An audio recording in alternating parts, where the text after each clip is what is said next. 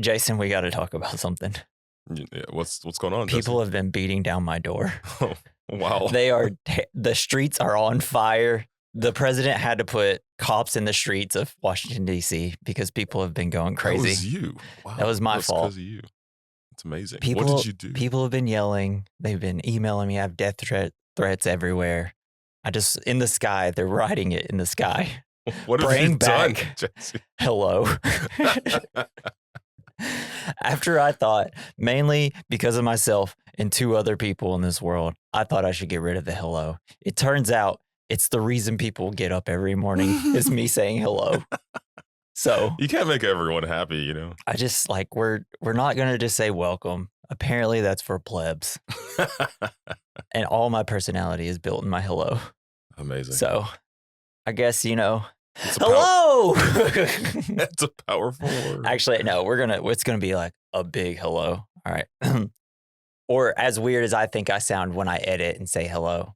All right. And the podcast will start in 3 hellos. 2 hellos. 1 hello. Hello, and welcome to the We Recommend Podcast, a movie podcast where every week we recommend a movie for you to watch and then come back here and listen to us discuss. I'm Jesse. And I'm Jason. They've done studies. 60% of the time, it works every time. Because this week we recommend Anchorman, The Legend of Ron Burgundy.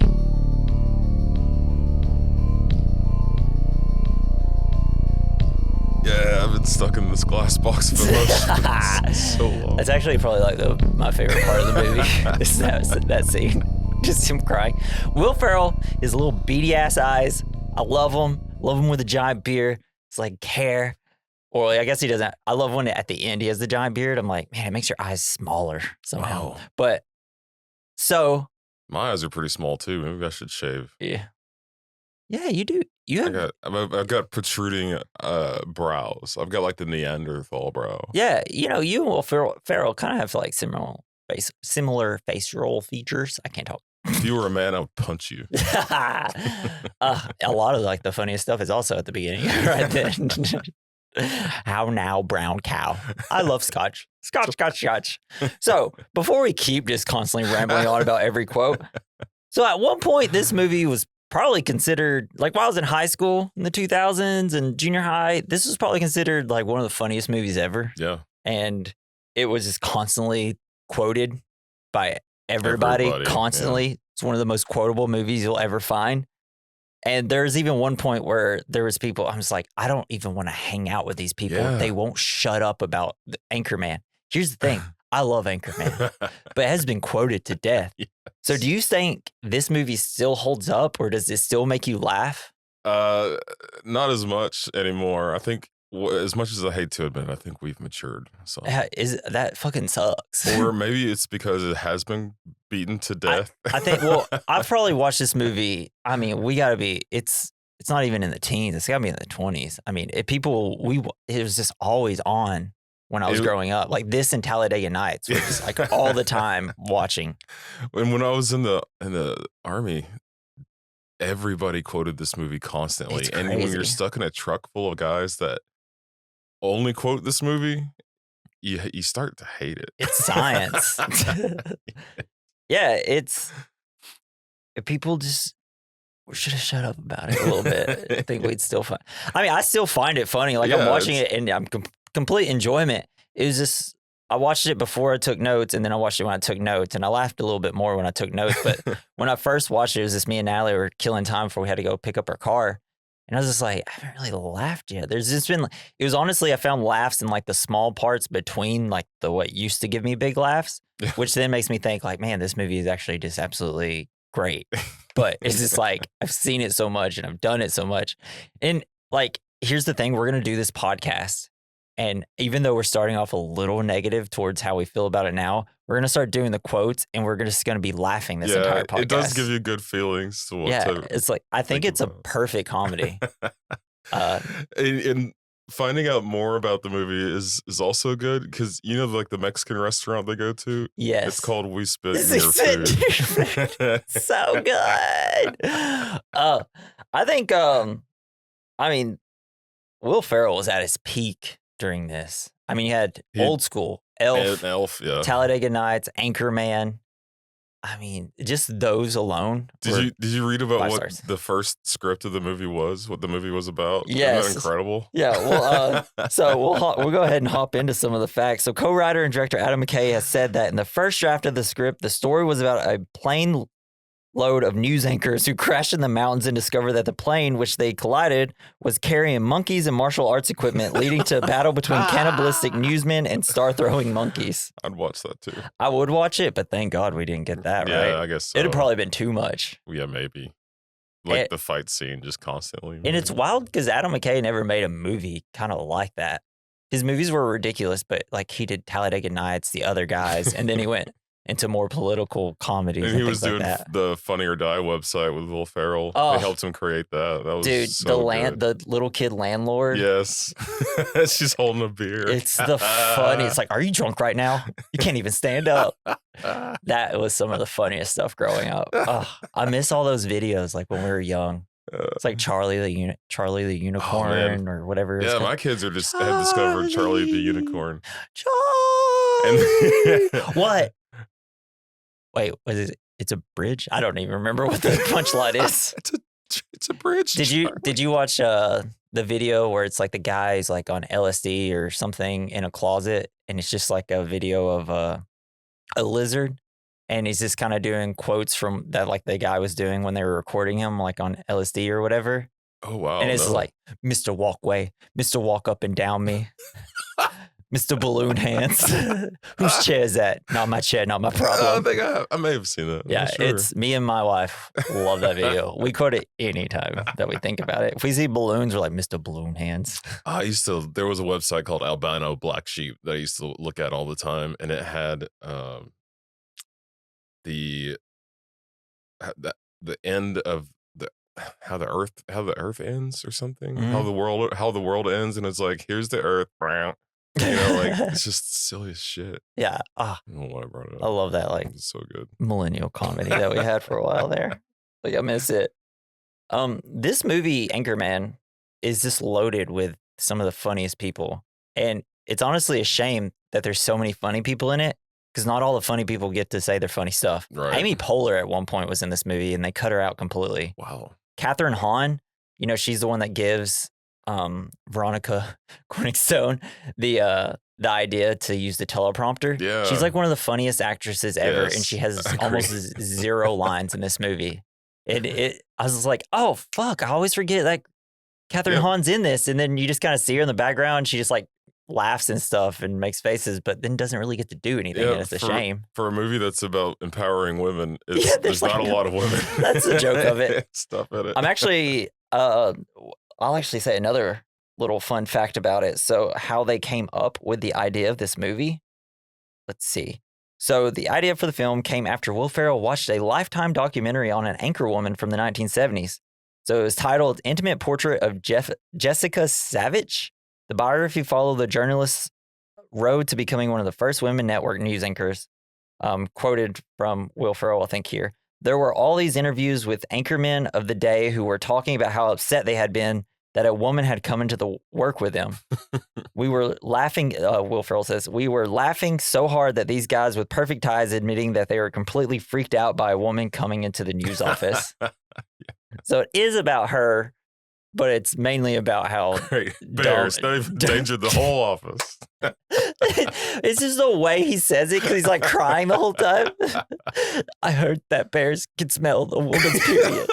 They can smell the menstruation. So, Steve Carell. I feel like this made him. Have you ever met a news anchor before?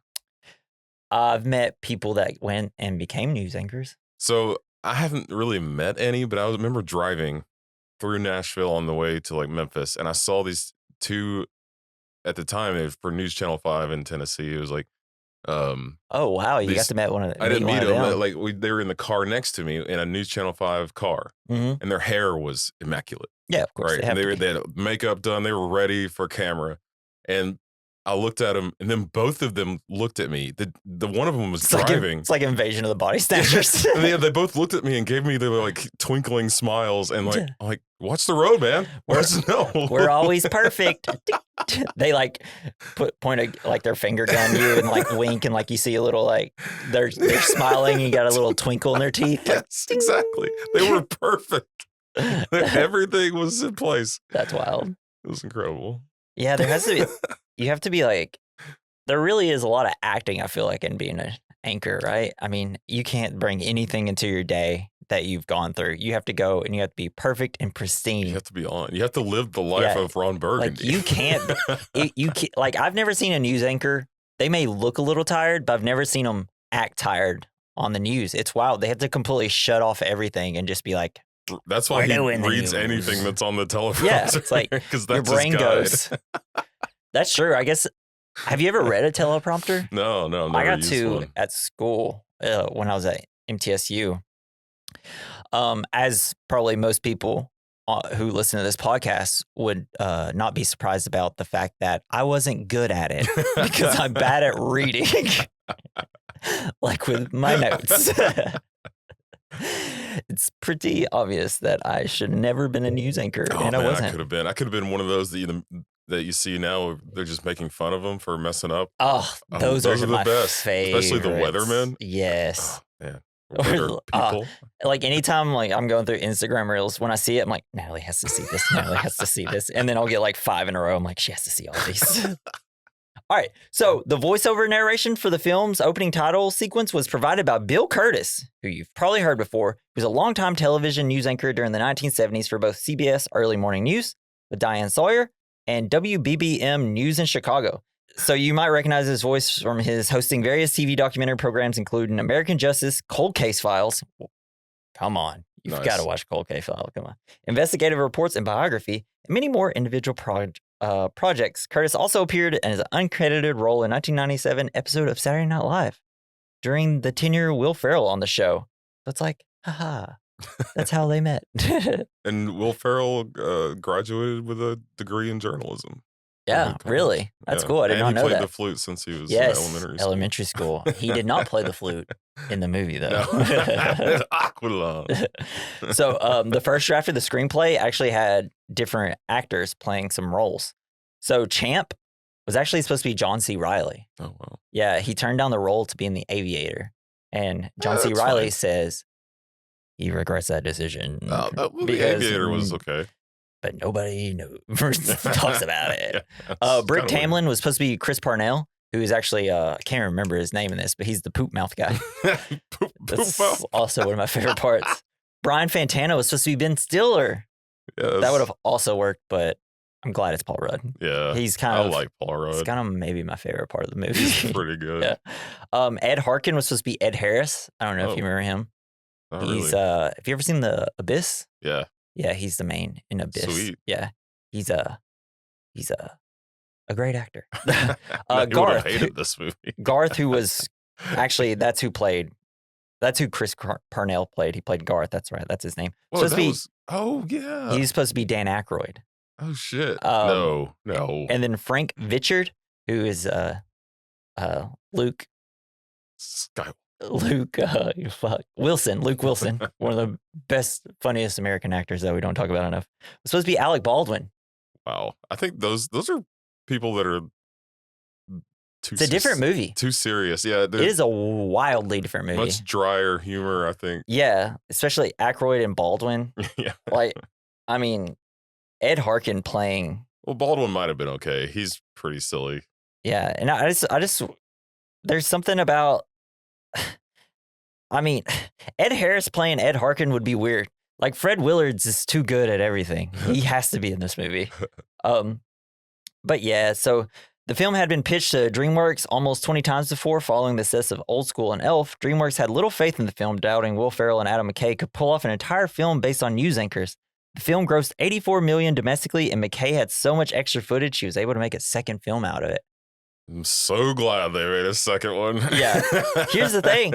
I wish they just came out with a second film with just the footage that they didn't use. So they would do like they would just spend 20 minutes just saying lines. Yeah, just they're for all being funny. improv. It's all improv. It's crazy. It's awesome. It's like I always feel like it's But improv movies. sometimes improv is bad. So like I could see how they would put it in there. Did you ever see Will Ferrell on the Conan O'Brien late night show? I'm pretty sure I have, but He was talking about putting pee-pee in a shot glass. He's like, some kids asked me to buy them beer, but I gave him a shot of pee-pee. It was so weird. Ooh. It was cancel Will Ferrell. No. Cancel him. I don't think he deserves to be canceled for that. Hey, those kids shouldn't have been asking for beer. They got what they got. I mean, did they drink it? I mean, no. I mean, it was just an improv kind of a joke thing. My bad. That's what I was just saying. That improv is sometimes, most of the time, it's probably bad. Yeah, I'm sure that because I think it'd be like a 2-minute scene and they'd spend 20 minutes just doing like 20 different takes. Yeah, it's like I think they said they did like 6 takes for every single line almost, just to add in jokes. I'm going to finish out the facts with probably my favorite one. So, during an October 2019 AV Club interview with Tim Robbins, he mentioned that he agreed to take the small roles in High Fidelity and Anchorman, even though he knew he'd be paid very little for them, because they promised to make him a custom wig for each of the roles, both which he got to keep after filming ended. Robbins said that he still owns both wigs as of 2019. He often uses them for Halloween costumes. Free wigs. How are you just like, I got so much free time that I just need some wigs. So I'm going to do these small movies. I mean, if I had wigs, I'd wear them. That's true. I have a Garth wig from Wayne's World. That's terrible. It's great. It looks terrible on me. So bad. I look too pretty. He looks terrible with it. I know. It's so good.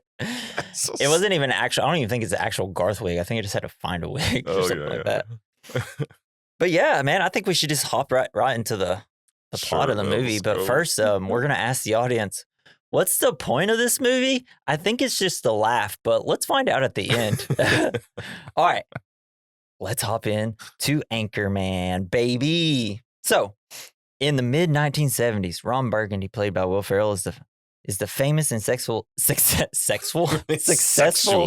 anchorman from San Diego, KVWN TV Channel 4 Evening News.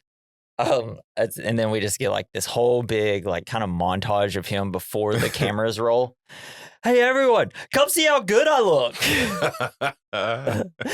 And I think one of my favorite ones is when he's just kind of talking. It's like, are we about ready? And they're like, Ron, you're on. It's like, we're on? I don't believe you. It's like, oh, it's so funny.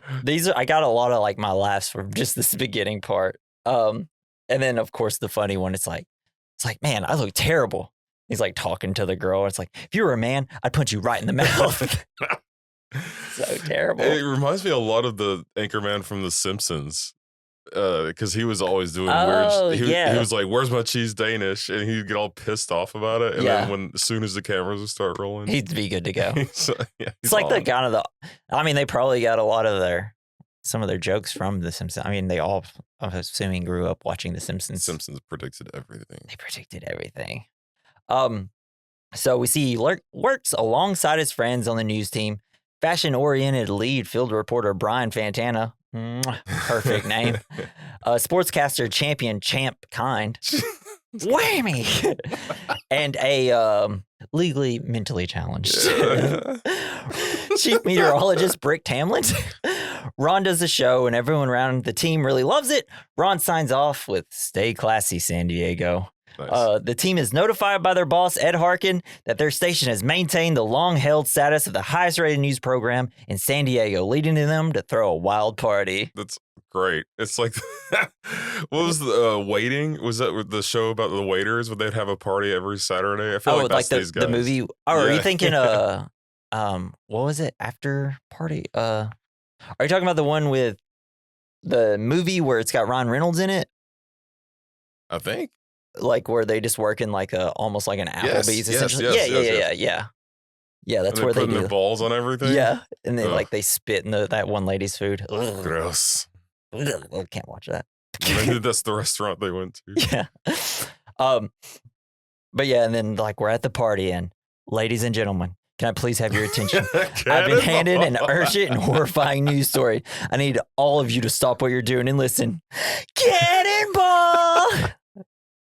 So good. I want to work somewhere like that. I just want to be able to hold everybody's attention like that. And everybody love every stupid thing I do. Well, they're all also wasted. Yeah, that is true. I feel like I'm not too far from that from my close friends, you know? Like, I feel like I can make them laugh at almost anything. But I just want to be able to like stand up at work and be like, hey guys, look at me. I never wanted to be that person. Yeah, I hate attention. I actually, that sounds miserable. Everyone would talk to me and I'd be like, stop talking to me. Slowly into the pool so you don't splash anyone. It's like, no one see me. Just like go around, just around the pool.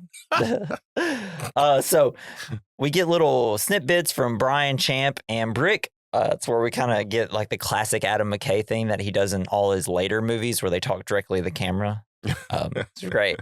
We learn Brian is the stylish kind of ladies man of the group. His penis is named the Octagon. His testes is James Westall and Dr. Kenneth Noisewater.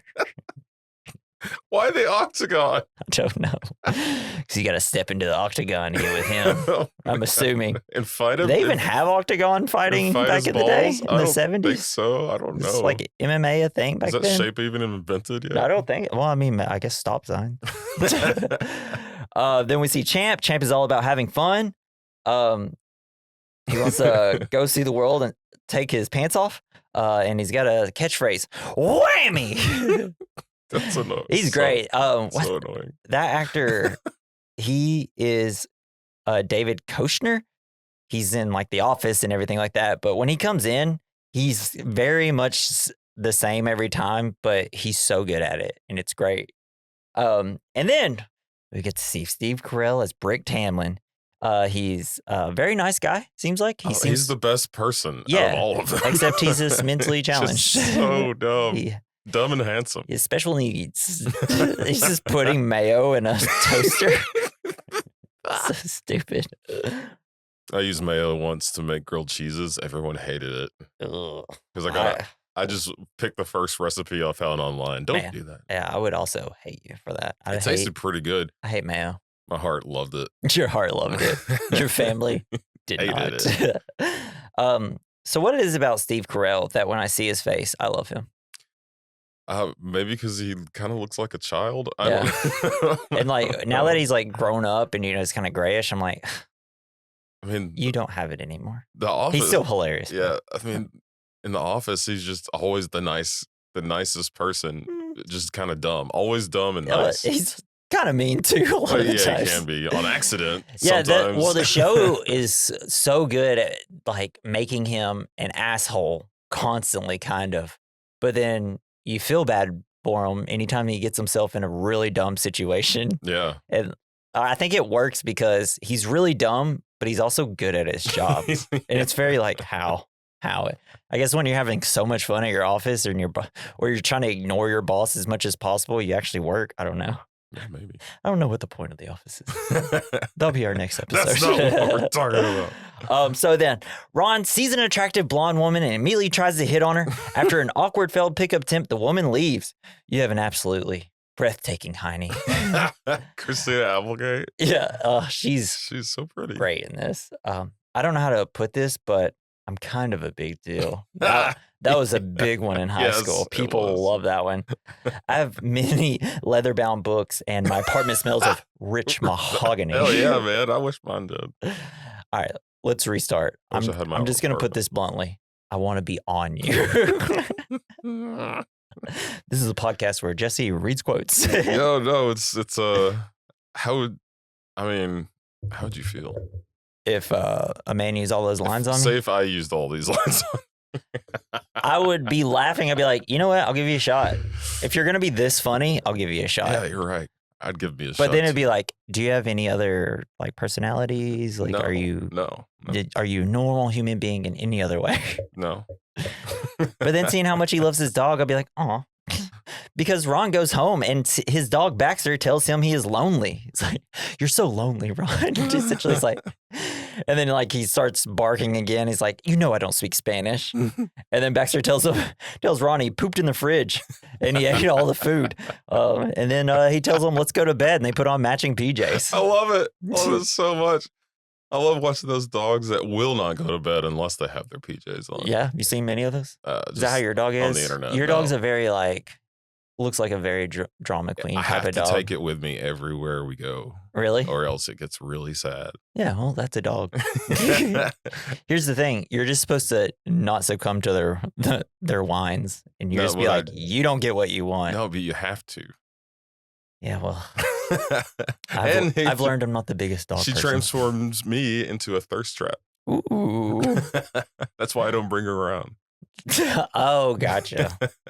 It's like girls are just like, oh my God, that big man's holding a tiny dog. Yeah, well, it's more like, oh, dog. And I'm like, hey, me too. I'm here. I'm also me here. Too. Hey, eyes are up here. Me too, y'all. Oh, no. Jason is more than just his dog. Pound me too.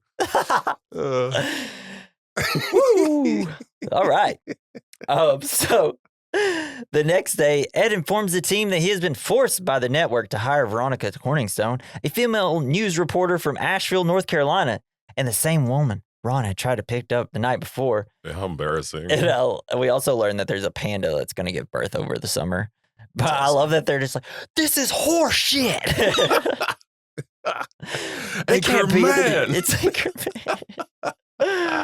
Yeah, the team yell about it to Ed. It's Anchorman, not lady. I don't know what we're yelling about. Loud noises. I read somewhere that the periods attract bears. American smells of menstruation. And then you got Chip just being like, I tell you what about her. She's got a nice full moon back there. And then she walks in. That is what he is so good at. He's such an asshole. Yes, misogynist. Over the top misogynist. He's so good at that. So the team goes for some ice cream, but run into Channel 9 News. The evening news. They are number 2 in the ranking. They are mad that Channel 4 is always on top, and they're on their turf. Apparently, news anchors have It's turfs. West Side Story. Yeah. And I love the line from Champ. I will smash your face into a car windshield and then take your mother, Dorothy Mantooth, out for a nice seafood dinner and never call her again. Dorothy Mantooth is a saint. Vince Vaughn, ladies and gentlemen. He's wearing one of the greatest comedic actors in the world. He's the one wearing the yellow jacket. Yeah, he's like the main one. That's from West Side Story. Yeah. Oh, but seriously. And then like Ron's like, hey, let's leave the mothers out of this. And I love like everybody on Ron's team like has like a witty thing. It's like, even Brick, oh yeah, did you get your suit from the toilet store? And then after like they all leave and they win the battle, the battle, holy shit, the Dorothy battle. or Wes Mantooth is like with his crew around. Y'all couldn't say anything, not one thing. Even the guy that can barely talk said something.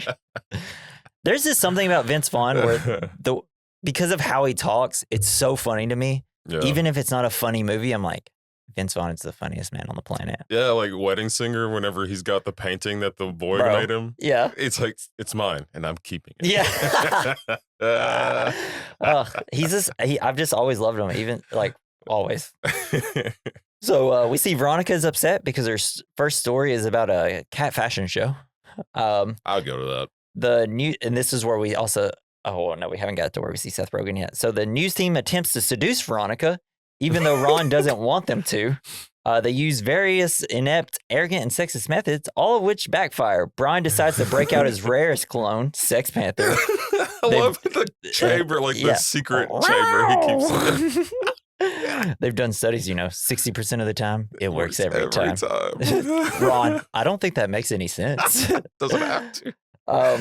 And then everyone's so angry at Champ him. She punches him in the balls. And then whenever, Brian, he tries to do it, everyone just starts throwing up. You get a cameo from Judd Apatow. It's like, that smells like shit. It smells like Bigfoot's dick. It was like a turd wrapped in or a dirty diaper wrapped in burnt hair or something. Yeah, something like that. Yeah, everybody runs away. Brick tries to invite her to a pants party. Yeah. She's like, "Are you trying to invite me to a party in your pants?" He's like, "Yeah." She's like, and she's like, "Will you go?" It's like, "No." And then he invites the guy there. Then he runs off and trips on something. So good. You see, it's wild because I didn't like doing the notes. I wasn't really laughing at any of this, but here I'm like, this is the funniest shit ever. It's the perfect movie to talk about. It's wild. So Ron ends up asking her out. It's an epidemic. Yeah. Ron ends up asking her out under the guise of helping out a new coworker after his workout bit didn't work, which she accepts even though he has a massive erection. Don't act like you're not impressed. 100, 1001, 1002, 1003. Mr. Burgundy, Helen said that you needed to see me. Oh, Miss Corningstone, I wasn't expecting company. Just doing my workout Tuesdays, arms and back. Well, you asked me to come by, sir. Oh, did I? Yes. Oh, it's a deep burn. Oh, it's so deep. Oh, I can barely fit my arm right because I did so many. Did you hear? I was counting. I was at 1,000. Do you think these pickup lines would ever work in real life? Like if you find the right person, probably. I think the first person that did it worked. Yeah. And then they said it, and then it just spread across the world. And then women, like all girlfriends and wives, saw the movie and they hated it. Yeah, they're like, that's how I got trapped into this relationship. I thought he actually did 1,000. No, they never believe that. No. But then or it just like actually someone was just working out and they were at 1,000 and the girl's just like, I want him to curl me. That's how I got Natalie. Yeah. She was like, curl me, Jesse. And I was like, okay. And then I dropped her and we laughed and it was fine. Oh. Just kidding. Your muscles are all roped. Yeah. It's just like my tiny arms can't do it. You got the little weights. Yeah. I used to be strong. Oh, me too. Not anymore. Haven't we were all there once. I work in a factory where I don't lift anything anymore. Yeah, we do walk a lot though. Blah, blah, blah. So Brian is at the zoo with the panda Ching King. Yeah. He just doesn't know the name, so he says the racist thing ever. I'm with that. The panda enclosure with Ching King. So stupid. We learn Ron will read anything off the teleprompter as well because it's like, stay classy, San Diego. I'm Ron Burgundy. And he kind of makes his classic George Bush impersation face. Because I don't know if you remember, he is the best George Bush impersonation. Strategery. He is honestly out of all, I don't know, the new guy on SNL, I can't remember his name, but he's so good at Donald Trump. Finally, when they got Alec Baldwin out of there, who did a terrible Trump impersonation, they brought someone that actually is a cast member on the show, and it's nice to see them actually use them when they have good impressions. And he has like the perfect Trump. Nice. Which is probably the best president impersonation they have ever had on SNL. Will Ferrell's is really good. And there was I can't remember the guy that used to do George Bush. He died. Mark Hamill? Hammond? Yeah, it's like something Hammond. Yeah. Something like that. Yeah. And if you know, leave us some fan mail. So during their date, Ron takes her to see the city skylines and woos Veronica by playing jazz flute in his friend's Tino's, played by Fred Armisen, club. Ron Burgundy. Discovered by the Germans in 1904, they named it San Diego, which of course in German means a whale's vagina. Veronica, there's no way that's correct. Ron Burgundy, I'm sorry. I was just trying to impress you. I don't know what it means. I'll be honest. I don't think anyone knows what it means anymore. Scholars maintain the translation was lost hundreds of years ago. Veronica, I think it means San Diego. Which San Diego is actually Saint James. In Spanish, Diego was James. I looked it up while watching the movie. That is wild. Unless Google AI was wrong. No, AI can never be wrong. It very well could be. Thank you, Lord AI. Yeah. For all your help. But yeah, that line alone. I love how he's always in my life forever. I love how he's always flute ready to go. Yeah. It's just, I can't. I shouldn't. And he just pulls it out of his sleeve. Yes. And the flute. After you watch it once, it becomes the perfect pee break. Yeah. Though actually when I watched it this time, I was like, this is actually very funny. That's what made Victoria fall in love. Yeah, that was it. It was true love ever since then. And then Veronica goes against her policy of not dating coworkers and sleeps with Ron as they go to Pleasure Town. Do me on that rainbow. Yes. Oh, wonderful. Look at that rainbow. Do me on it. Oh, Yeah. she's so funny. We should probably not talk about this. Yeah, it's like, Ron Burgundy, you were amazing. He comes over, you see his coffee mug first. You also were.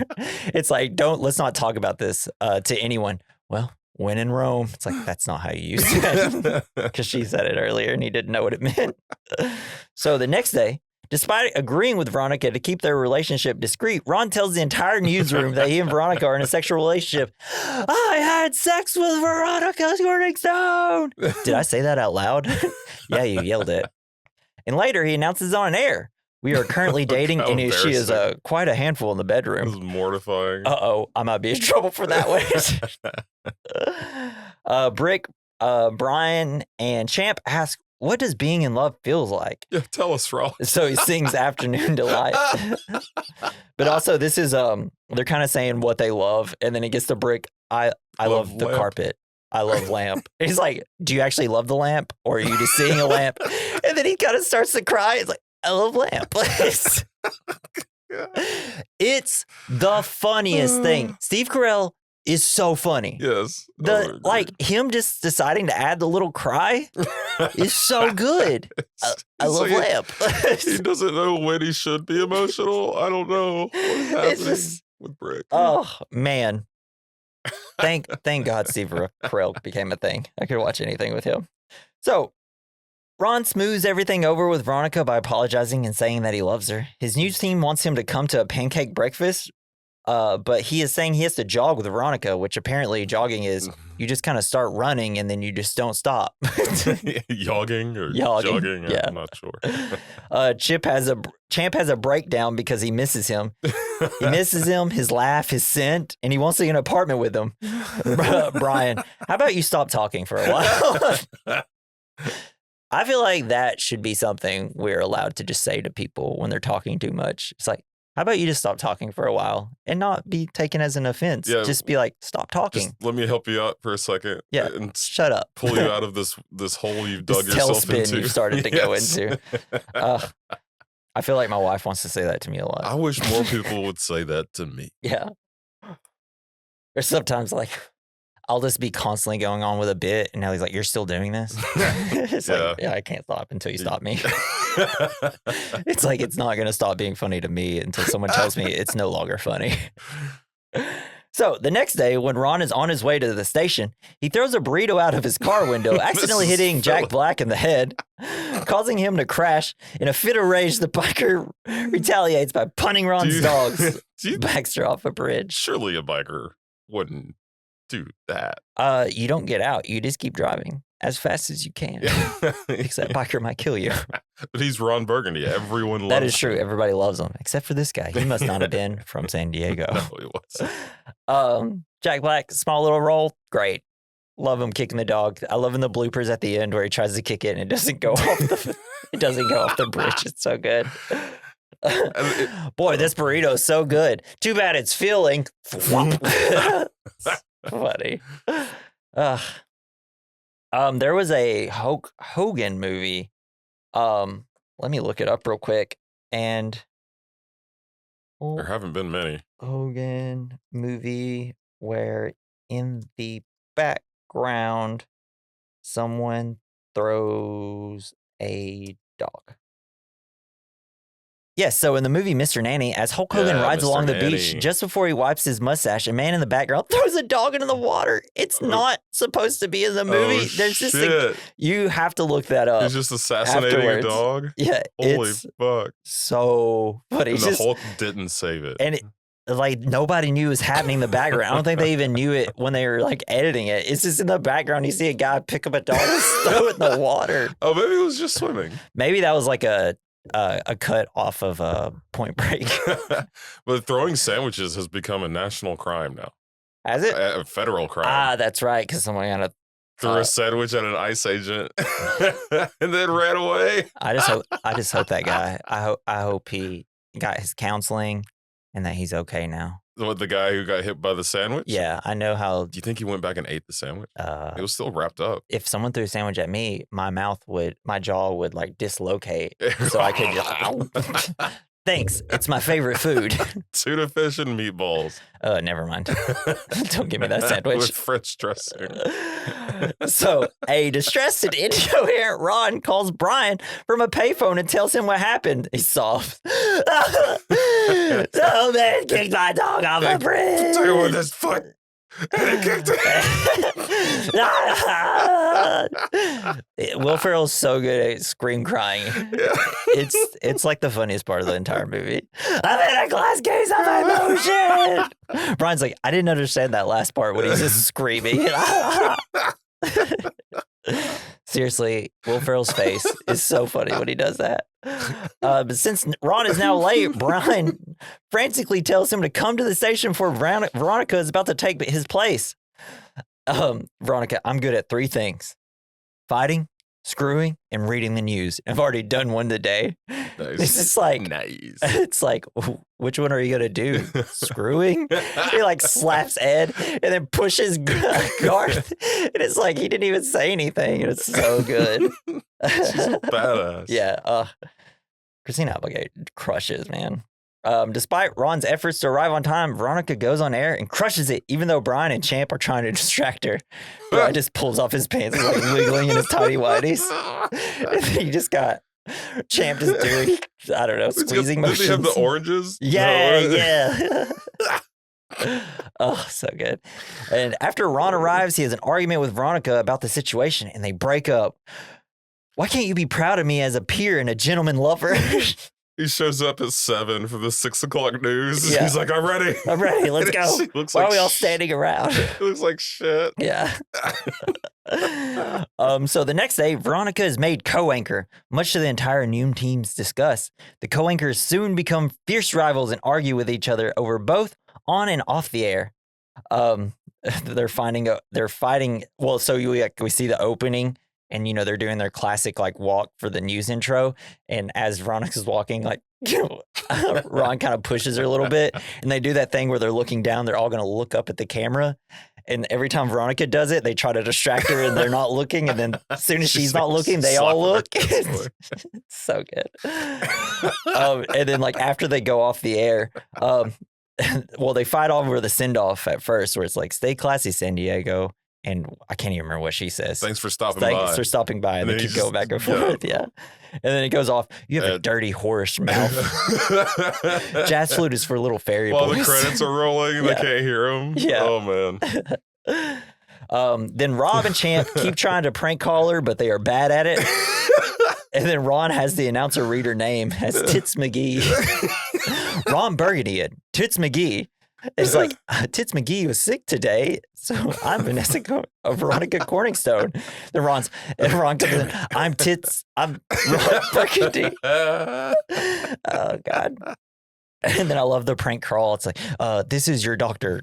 You're pregnant.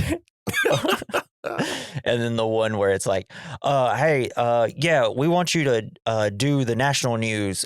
So, yeah, there's a van outside. It's like, they're going to have her kidnapped. The whole time she's like looking at them and they're like, oh. They see them through the window. And they're like, oh, she sees this. And they start laughing like they didn't see it. Childish. It's a perfect. There's nothing funnier than grown men acting childish. It's what Alien Earth is doing, actually. It's great. So one day, while feeling down on themselves, the new team decides to buy new suits. However, on the way to the suit shop, Brick, who was leading the way, gets them lost, ending up in a shady part of town. They're like, didn't you know a shortcut? He's like, I don't know. I don't know where we're going. So they are then confronted by Wes Mantooth and the evening news team. Tired of their rudeness and petty anger, Ron challenges them to a fight. Yeah. And I love when Wes Mantooth kind of starts getting a few good like punchlines on them. Like you see Brick over there laughing alongside the wrong team. They're like, Brick, get over here. All armed with crude weapons, Brick has a hand grenade. Just yelling, holding it out in front of him. The two teams are about to fight when they are joined by Channel 2 News team with lead anchor Frank Vichard. You're about to be in dead place. The public news team and their lead anchor, played by Tim Robbins, no commercials, no mercy. And Spanish language news with lead anchor Arturo Mendez, the sewers will run red with Burgundy's blood. So good. The battle is one of the best scenes. Yeah, because they have like a full-on melee. Brick killed a guy. Yeah, Brick kills someone with a trident. There's like horses, like people throw nets on him. Frank Vitcher gets his arm cut off. He's like, oh, come on. It's so great. Like people are getting pulled by horses. Like, God. And then they run away because the cops are like, El Policio. Dude, the first time you watch that, it's the funniest thing. It's kind of like seeing Monty Python for the first time as a kid. I think that's what's so good actually about this movie is how nostalgic it is. Because when I'm watching it, I literally remember the first time me and Richard watched it together. Yeah. It was like we're together and we're just laughing so much like on his couch. And it brings joy to me, even if I'm not laughing while watching it. Like it's a warm blanket. Yeah. Right? It's a warm blanket movie. So when they return to the studio to discuss how that escalated quickly, Ron's like, Brick's like, I killed a guy. You're probably wanted for murder. It's like, yeah. I was like, you should probably lay low for a while. And then Ron says it's time to put an end to Veronica being a co-anchor. Ron gets into another heated argument with Veronica because Ron is watching his local Emmy speech. They then get into a physical fight after she insults his hair, increasing tensions even more. They're like, he says something about, it's like, yeah, girls shouldn't even be on news anchor. It's science. Why don't you go back to your home on Whore Island? Okay, let's go. Then when he says the hair, he gets so mad, throws her over a table. She throws a typewriter at his head. And then pepper sprays him. Then he goes to pepper spray her, but it's the wrong way. Genius. Always funny. And then Knights of Columbus, that hurts. Who was the character that would always, it was Ace Ventura. He always had the banaka, the spray in his mouth, but it'd always go like always sideways. Always go the wrong way, yeah. Classic bit, always good.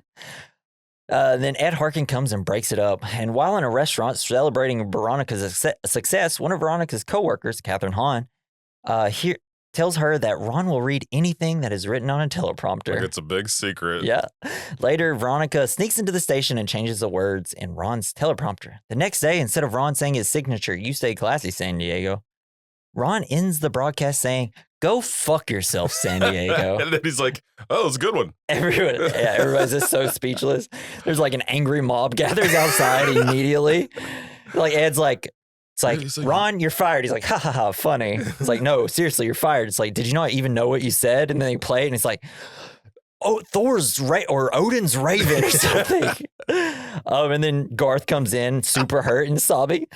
"You were my hero, Ron. Why'd you have to say that? You come out, stink like that. You poop. You poop mouth with your poop off your mouth." Ron, Garth, if I would give you some money out of my wallet, would that erase the pain? Now, when I first watched it, that was my favorite bit. The poop mouth. The poop mouth shit. Chris Parnell is so him. Funny. He's so good. He's really good in Brooklyn Nine. Yeah, what is it called? No, that's not Chris Parnell. He's it's a different guy. I can't. It's like I can't remember his name. I fucking love that show, and I can't remember his name. Chris Parnell. He's in Hot Rod. Yeah, he's like the radio guy. Yeah. He's just like wants to only do. God, those guys look so much alike. Yeah.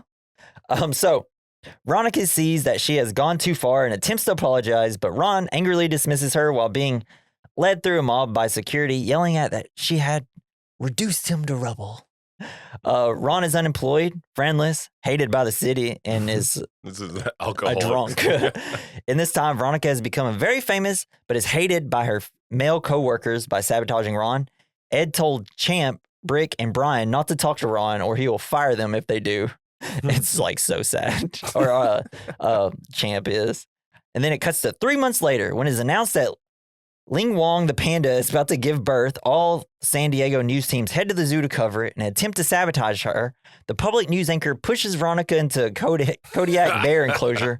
When Ed cannot find Veronica, he calls the bar where Ron spends most of his time, and the bartender is Danny Trejo, and reluctantly asks him to return. And I love that at the bar, like Danny Trejo's like, you got to stop crying so much or whatever. And then like Ron says his whole speech and then Danny Trejo gives him great advice. And he's like, I can't understand a word you're saying. Sorry, I don't speak that language. Classic. Ron like runs into the bathroom. He's like, I'll be there. Completely comes out in a second. Perfect looking. Pulls his conch. Yeah. And then like, it's like to assemble the team, like the camera just like pans over. And it's like, what? We've been here the whole time you've been here. Like, oh, well, this is embarrassing. And then we see Baxter come out of the water. It's like, I'm coming, Ron. Aquaman. Yeah.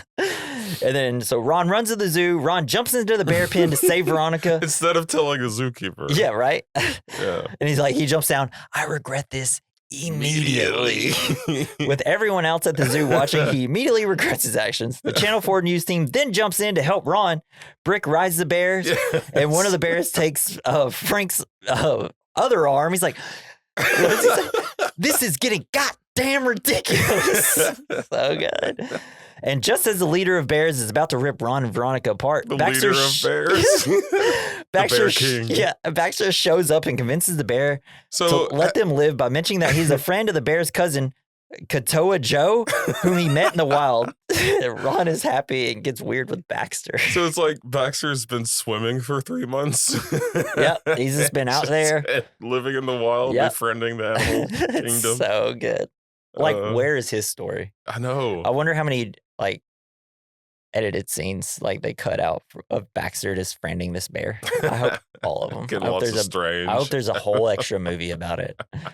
But yeah, and then like Veronica and Ron are like kind of making up, oh, we love each other. And then he gets Baxter. He's like, I love you so much. I'm going to lick you. I'm going to lick you. Veronica's like, this might be an actual issue.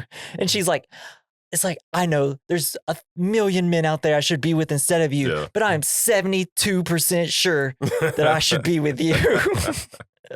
That's a good percentage. Yeah. And so, that's D. Yeah. So Ron, he's climbing out of the bear enclosure. Then Wes Mantooth comes and grabs the ladder. He says, you know what? I've hated you all my life, but I respect you, and kisses him on the forehead. And then he reveals, like, today, redemption is spelled R-O-N. Then Ron is allowed to do the news story on the panda, but he lets Veronica Corningstone join him. He's learned something. Aw. Then after Ron and Veronica reconcile, it is shown that in the years to come, Brian has become the host of a Fox reality show named Intercourse Island. I mean, we have Love Island. It's practically all anything is. Same. Who wants to watch young people have sex constantly? I can't watch that stuff. Brick is George W. Bush's top political advisor. And don't worry, if you're wondering if Adam McKay will make plenty of things about the Bush era, make plenty of movies about it. He will. Most of his movies are about it. That's incredible. I love Adam McKay. Champ is a commenter for the NFL before he was fired for sexually harassing Terry Bradshaw. And Ron and Veronica are co-anchors for like something it seems like it's World Center News. Like World News Center. Yeah, it's like CNN essentially. Is that what the second movie is about with like honestly, I can't remember. That movie is so forgettable. It's wild. Yeah, I think they're in New York together. Yeah. And World News or something. They're taking over after the narrator of the movie retires and is shown to be sometime later as Ron and Veronica show wearing 80s fashion. Hell yeah. That is Anchorman. Legend. What was the point of Anchorman? That diversity and inclusion, equity and inclusion. Inclusion is all a good thing, and it's really not that big of a deal. We should all let it happen. Nah. I think that's what it's about. That's what it should be about. Seems like probably what Adam McKay is like. Well, I mean, I don't know. They just saw something funny on TV, and they're like, let's just do a movie about it. And no, I think it's I think the point of the movie is that there's just funny people in the world, right? I don't know. It's just a funny movie. That's the point. Make you laugh, make you get a dog, save you from bears. Yeah, that's the point. Bears and dogs will always be best friends. Yes. Don't try that. But dogs are good at scaring bears away. I've seen plenty of videos of that. Isn't that insane? Well, it's because it's just something they don't see. They're like, oh shit, what is this tiny thing? Is this thing dangerous actually? I feel like if my tiny little dog went after a bear, she would just I've like seen you with a videos of sandwich. like chihuahuas like scaring off bears. That's incredible. It's just because they're loud and they're quick and they're like, whoa, why is this thing all of a sudden coming after me? But usually it's the bears that are just kind of just like lumbering around, not really looking for a fight. And they're like, I didn't sign up for this. Bears just like, I don't want to mess with these little things, right? Snakes, they bite bears all the time. They kill them. Yeah, it's got fish heads to eat. Snakes, they're killing all our bears. No. We're sending ice after the They're snakes. eating the cats, eating the dogs. Man, we're terrible at Trump. Oh, We're the worst Trump impersonators ever. Well, now that we've halted this podcast, let's continue to our next category. Let's take our foot off the brake. It's the good, the bad, the ugly. Fine, it's where we discuss the good of the movie, the bad of the movie, the ugly, and which is something that didn't age well, define something that did age well. The good, Will Ferrell and crew, man. Yeah, I think so. I think Will Ferrell's my good. Carell, Rudd, and Ferrell, they're like the three funniest people on the planet. Trifecta. They all comedy. Like no one dislikes Paul Rudd. He's been in our lives like since I was born. Yeah. And he's always been funny. And luckily he got even more popular slowly as I was getting older, and it's wild. It's like I feel like he got super popular in his 40s, and it's like I don't think he's ever aged since. The bad. I put the bad is not enough Catherine Hahn. That is true. She is wasted talent in this. So she is one of the funniest people ever. Not enough women in general. I think maybe there's like 2 or 3. Yeah. But it's kind of the point of the movie. They're always like the smartest people around in the movie.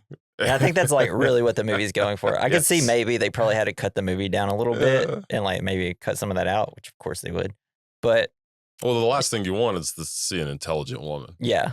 On the screen. Because ultimately, even though it says like the legend of Ron Burgundy, it's kind of about Veronica and how she's better than all men. It's not really about how he changed to become a better person. It's more how about she changed him. Yeah. Because he really is still kind of the same person. He just is in love. Yeah. So for the ugly, I put it's almost too quotable.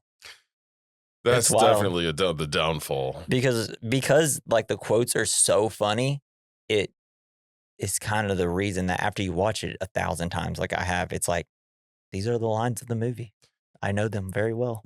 Everybody knows them. It's still like a masterpiece of a comedy. Like, don't get me wrong. But if I'm finding something that was the ugly, it was just like, there's this one guy in high school who just would not stop fucking quoting this movie. Everybody knew him as the guy that would not stop quoting Anchorman. I think it's a disease. Yeah. You can't. It's like, I wasn't even friends with this guy, but he was friends in my friends group. And I was like, are you just is this just like his bit? Like, this is it? He just quotes Anchorman all the time? Yeah. There was a guy I served with.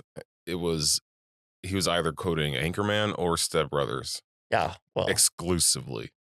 Which one do you like more, Anchorman or Step Brothers? I don't know. They both probably.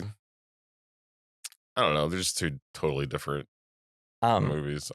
Let's hurry. All right, let's finish this. I have a game I want to play. Okay. All right. So the fine. To me, it's improv comedy.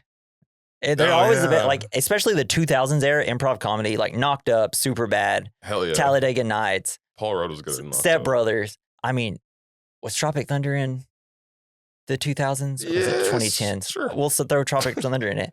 Seriously, God, the worst thing that has happened on this planet, and out of every single possible bad thing that has ever happened on the history of the world, the worst thing that has happened is that we have let comedies die, and it's a travesty. Like the 2000s and 90s had some of the funniest stuff. Like, what did we do wrong? When did we got older? Because now there's Skibbity Toilet. Everybody lost their. Everybody just like, I'm gonna have a funny podcast, or I'm gonna make TikToks and reels that are funny. And it's like, no, we've messed up. Change with the times, Jesse. We've messed up. It's just different. All right, you want to play a game? Yeah, let's do it. Okay, here we go. Anchorman or Talladega Nights? Anchorman. Okay. Damn, dude, I love Talladega Nights. I don't know how to answer that. I'm going to say Talladega Nights because I'm cool. Okay. All right, Anchorman, Step Brothers. Step Brothers. Yeah, Step Brothers, same. Anchorman, Superbad. God, Anchorman. Superbad. Anchorman, Knocked Up. God. I'm going to go Anchorman. I'm going to go Anchorman too. Yeah. All right, Anchorman, Tropic Thunder. Tropic Thunder. I'd say Tropic Thunder as well. Problem is, Tropic Thunder is too long. It is pretty long. It drags on in some and I've bits. only seen Jack it like Black once. is like some of his parts. It just drags a little bit too much. All right, Anchorman. Let's say Happy Gilmore. Happy Gilmore. Yeah, I watched them back to back, and Happy Gilmore. It's also I didn't watch Happy Gilmore as much as I've watched Anchorman, even though I've watched Happy Gilmore a lot. But Happy Gilmore is kind of a perfect film. It's amazing. It's wild. And I've started watching the second one, but I haven't finished it. Yeah, I actually like it. I actually thoroughly enjoyed it. I think once it gets to, I forgot even the name of what the fancy the new golf thing that they're gonna do. Like the extreme golf that they're doing. I can't remember the name of what they're doing. I haven't gotten to that part yet. He's still like golfing with those people. It's that's all great. That was really good. When it gets later in the film and it's like it builds up to like the third act, it doesn't. Shooter McGavin. It doesn't really. Oh man, it is wild. There's some stuff with Shooter McGavin, and everything works except for like the main point of the movie. And it's also like very sentimental. Yeah, the movie is very sentimental, so which is kind of great. Yeah. It's like all his kids are in the movie. It's wild. Okay. Well, now we're going to do our last category. Game? Double feature. We all win, baby. Because they're all good movies. I know, like we said, some movies are better than the other, but they're all funny movies. So there is no winning or losing. So we're going to hit our double feature, and mine's going to be pretty easy. Talladega Nights, baby. Nice. No, mine is going to be a 40-year-old version. Hell yeah. It's like, what do boobs feel like? Bags of sand. Don't worry, guys. All those comedies that we've done, we're going to do soon. Probably, I don't know, probably around the later half of this year. I'm ready because we're about to go on vacation. My favorite thing about vacation is when we come back, we always watch like our from favorite. The beach? Yeah, we always watch our favorite comedies. Like after you scrub all the sand out of your asshole. Yeah. Hell yeah. That's my favorite part about the beach. Unlike Anakin, I like when the sand gets everywhere. Oh no. But yeah, I mean, we usually pick, it's usually kind of the similar ones. Like one of them's Superbad, obviously. Hangover, that one's great. After coming back from vacation, because the long drive, you just want to laugh and have fun because you're kind of bummed you're back from vacation. For sure. Forgetting Sarah Marshall from my vacation. Yeah. No. Forgetting Sarah Marshall is like a perfect that one is so good. After vacation one. Pineapple Express. Gosh, This Is the End. Oh yeah. Jeez, I love comedies. They're all gone. I love that in Pineapple Express, the song that he plays while he's getting high in his car. Yeah. God, I love that song. Take me to Electric Avenue. No, the other one. I fly like paper, get high. Oh yeah, like MIA. Yeah. Love that song is great. And it's just there's something about Seth Rogen and James Franco. They're lover brothers, and I love it. All right, my double feature is Talladega Nights, baby. I think I already did that part. We did it. What? Oh, we already did this? Mine was 40-year-old virgin. Yeah, sorry. We got on a rant there. Cool. And that's Anchorman. Man, I just wanted to talk about comedies. I know. Make sure you join us next week. We're going to do a little foreign classic masterpiece. It stars Jackie Chan. Ooh, what is he going to say? Is he going to say? Ooh, is he going to do like Rush Hour? He's going to do other, like Legend of Drunken Monkey? No, we're doing Police Story, baby. Yeah, I can't wait to watch it. It is a perfect action comedy in every way. I remember watching it alone at like 12 a.m. in the morning after getting off work, just being like, wow, I've never seen this. Because I got a double feature from Criterion of Police Story 1 and 2. I haven't even seen the second one yet. But when I watched it, I was like, this is amazing. Jackie Chan is a brilliant comedic fighter. He's awesome. Have you seen The Legend of the Drunken Monkey? No, I haven't. You just need to watch all his like comedy kung fu movies. I've seen Rush Hours. It's like him and Chris Tucker. Maybe they're a good team. Yeah, those that first Rush Hour's kind of perfect. It's wild. But yeah, join us next week for Police Story. It's on HBO Max, baby. Nice. It's an hour and 29 minutes, so it's a quick little watch. It does have subtitles, but you know what? Learn to read. No, now's the time. Something I've been doing on this podcast. Finally horribly time wrong. to do it. Can't believe I'm going to have to do that. Join us next week for that. And get ready. We're getting close to that Halloween season, baby. I can feel it creeping up. Wow. Because when I get back from vacation, we watch comedies when we get back, and then we switch over to horror movies because September and October is Halloween every day. Woo. Yeah.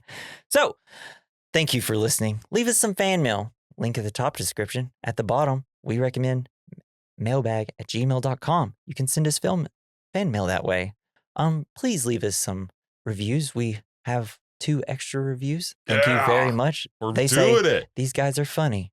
And I bet that they're not from our friends and family. No, they hate us. And we didn't force them to do it.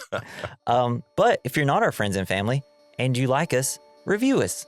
Thanks, guys. I'd like to thank Joey Prosser for our intro and outro. You can find him on X at Mr. Joey Prosser. And dang it, I've been Jesse. I'm kind of Jason. And hey, stay podcasty, guys.